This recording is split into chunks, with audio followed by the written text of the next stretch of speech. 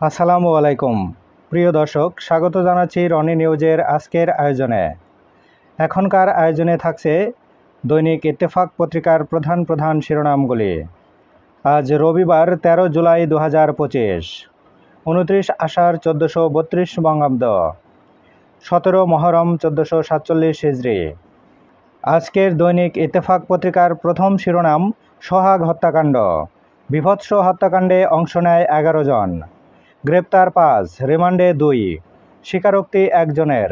এজাহারে আসামির নাম পরিবর্তনের অভিযোগ পুলিশের অস্বীকার। খুলনায় যুবদল নেতা মাহবুব হত্যা, 7 কারণ সামনে রেখে পুলিশের 3 টিম মাঠে, অজ্ঞাতনামাদের আসামি করে পিতার মামলা। সোহাগ হত্যায় বিক্ষোভ, বিভিন্ন শিক্ষা প্রতিষ্ঠানে প্রতিবাদ সমাবেশ। 5 কোটি টাকা চাঁদা না পেয়ে পল্লবীতে ব্যবসা প্রতিষ্ঠানে গুলি, আহত 1।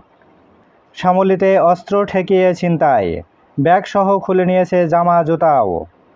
আন্তর্জাতিক অপরাধ ট্রাইব্যুনাল, অপরাধের পরিপূর্ণ সত্য প্রকাশের শর্তে মামুনের ক্ষমার আবেদন মঞ্জুর।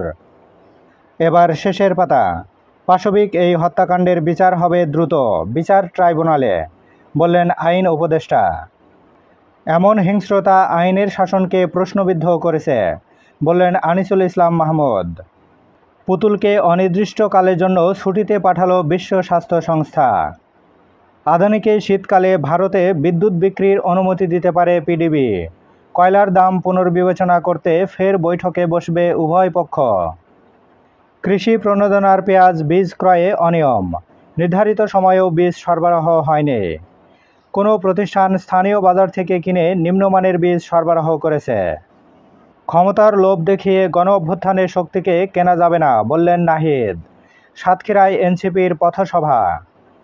দ্রিকে চলছে আবু সাইদ হত্যার পাল্টা ফরসেনিক চলচ্চিত্র প্রদর্শনী।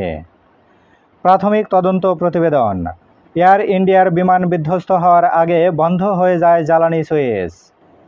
নির্বাচন নেই বলেই আইনশৃঙ্খলা পরিস্থিতির অবনতি, বললেন ফখরুল। মার্কিন শুল্ক আলোচনায় ব্যবসায়ী সমাজকে উপেক্ষা করা হচ্ছে, বিজিএমইএ সভাপতি।